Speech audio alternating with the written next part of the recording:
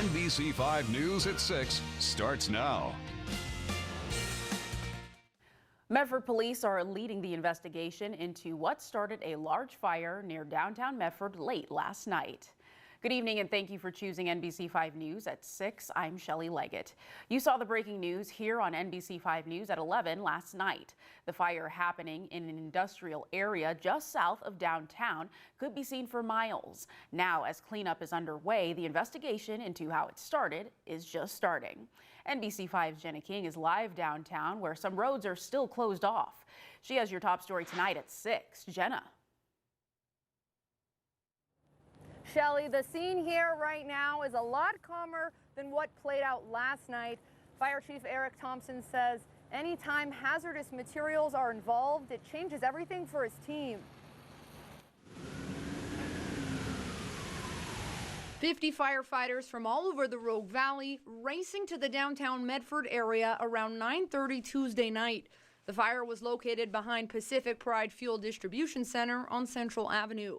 Things escalated quickly, according to Medford Fire Chief Eric Thompson. There were several plastic totes, plastic barrels, 55-gallon barrel drums. The conditions changed rapidly upon Truck 13's arrival. The plastic totes started to give way. Firefighters quickly realized the 3-alarm fire involved hazardous materials.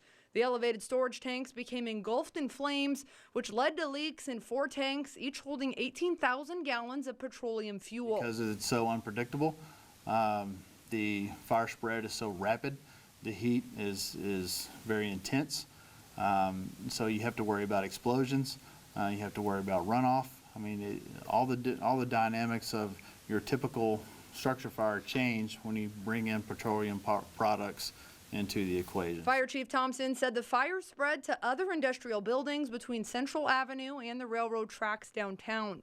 Pacific Power even de-energized service in the South Central and Boyd Street area to reduce risk.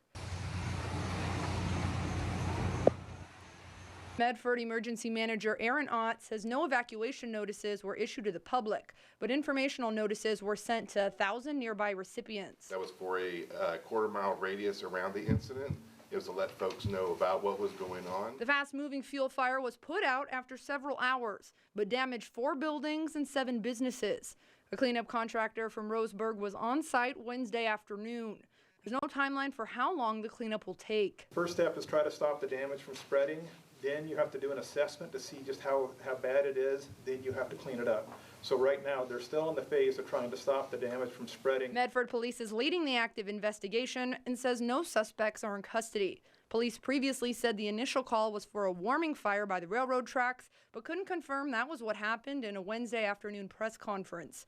Despite cold temperatures Tuesday night in Medford, in the low 40s and high 30s, the city's emergency warming shelter was not open. There are beds available, and there were beds available Sunday, Monday night, Tuesday night, for anyone that is experiencing homelessness in many of the shelters that we have.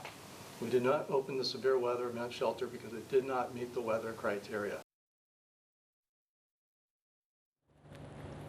Central Avenue is still closed southbound at 12th Avenue. The city says any further closures the closures will remain in effect until further notice. For now, live in Medford, Jenna King, NBC5 News. All right, thank you, Jenna.